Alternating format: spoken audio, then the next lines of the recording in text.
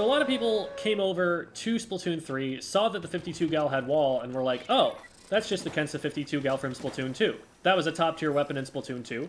This is going to be easy to transfer over.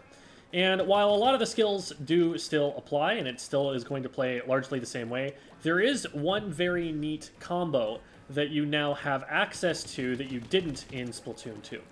So the 52 gal's general playstyle is throw wall, paint the area past the wall, get enough ink to throw another wall, and then use that to move forward a little bit and paint a little bit more. And you kind of work your way up bit by bit.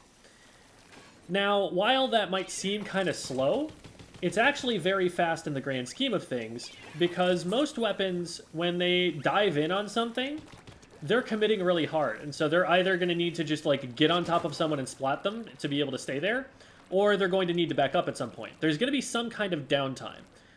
They're either going to need to hard commit and take a really serious risk, or they're going to need to just back up and get more ink and make some space. But the advantage of the 52 is that when it has its downtime, it can just sit behind the wall, and it doesn't get forced back during that downtime. So it can just always be at least a presence on the map, and that makes it a really strong aggressive weapon. Well, one way that you can accelerate this is by using the Killer Whale. See, the Booyah Bomb was a really good special for it and gave it a lot of survivability, but the Booyah Bomb is also something that forces you to be stationary for a pretty long time. So it was something that was kind of going to interrupt your throw wall, move forward kind of plan. And granted, you were going to get a Booyah Bomb at the end of it, which is great, but it wasn't going to play into your like main weapon, sub-weapon playstyle.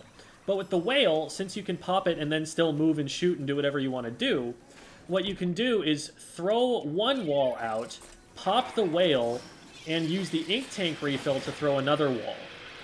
So what you do is you throw one wall, let that one get kind of weak, and then if you want to accelerate your push a little bit, then you can engage and have another wall ready to go further forward where you want it to actually take the fight.